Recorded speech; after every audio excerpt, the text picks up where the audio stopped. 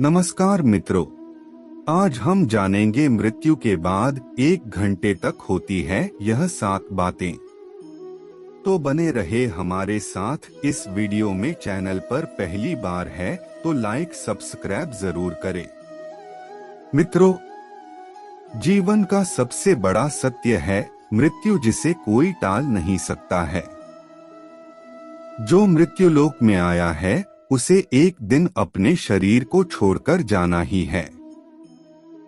शरीर में मौजूद ऊर्जा, जिसे आत्मा कहते हैं, वह समाप्त नहीं होती, बस रूपांतरित होती रहती है।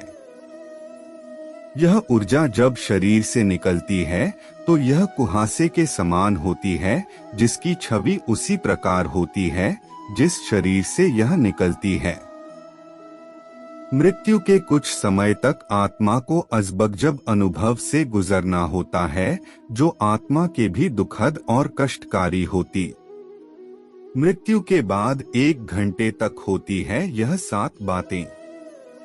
नंबर 1 पर है अचेत अवस्था। मित्रों, इस अवस्था में आत्मा शरीर से निकलकर कुछ देर तक अचेत अवस्था में रहती है।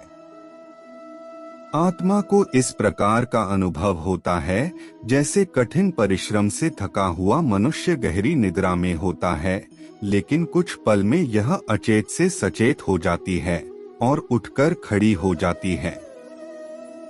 नंबर 2 पर है समान व्यवहार। जब व्यक्ति के शरीर से आत्मा निकलती है, उसे कुछ समय तक पता ही नहीं होता है कि वह शरीर से अलग है। वह उसी प्रकार व्यवहार करती है जैसे शरीर में रहते हुए उसका व्यवहार था। नंबर 3, बेचैनी और छटपटाहट। शरीर से निकलकर खड़ी आत्मा अपने सगे संबंधियों को पुकारती है, लेकिन उसकी आवाज कोई सुन नहीं पाता है। इससे आत्मा को बेचैनी और छटपटाहट होने लगती है। आत्मा परेशान होकर सभी लोगों से कुछ कहना चाहती है, पर उसकी आवाज बस उस तक ही गूंजकर रह जाती है, क्योंकि वह भौतिक नहीं अभौतिक ध्वनि होती है और मनुष्य केवल भौतिक चीजों को ही महसूस कर सकता है। नंबर 4, नहीं होता है संचार। वर्षों तक शरीर में रहने से जो सांसारिक माया का आवरण आत्मा पर पड़ा होता है, उससे मोहवश आत्मा दुखी होकर कभी अपने मृत शरीर को तो कभी अपने संबंधियों को देखकर उनसे बात करना चाहती है, लेकिन उसका प्रयास विफल होता है। नंबर 5, प्रवेश का प्रयास। आत्मा कोशिश करती है कि वह फिर से शरीर में प्रवेश कर जाए, लेकिन यम के दूत उसे शरीर में प्रवेश नहीं करने देते।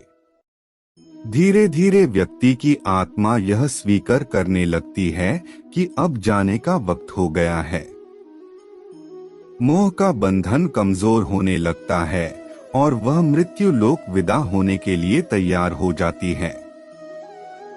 नंबर 6, होती है दुखी। शरीर के मृत हो जाने पर आत्मा अपने परिजनों को रोते बिलखते देखकर दुखी होती है और खुद भी दुख से व्याकुल होकर रोती है, लेकिन उसके वश में कुछ नहीं होता। वह लाचार होकर सब कुछ देखने और अपने जीवन काल में किए कर्मों को याद करके दुखी होती है। यम के दूत आत्मा से कहते हैं कि चलो, अब यहाँ से चलने का समय आ गया है, और कर्मों के अनुसार उसे लेकर यम मार्ग की ओर चल पड़ते हैं। नंबर 7, कर्म आधारित होता है नया जन्म। कुछ ही समय में आत्मा मृत्युलोक की सीमा को पार कर एक ऐसे मार्ग में पहुंच जाती है जहां ना सूर्य की रोशनी होती है, ना चांद की चांदनी। उस लोक में हर जगह अंधेरा होता है।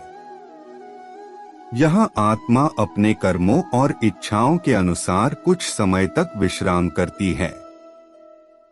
कुछ आत्माएं जल्दी शरीर धारण कर लेती हैं, तो कुछ लंबे समय तक विश्राम के बाद अपनी इच्छा के अनुसार नया शरीर धारण करती है। धन्यवाद।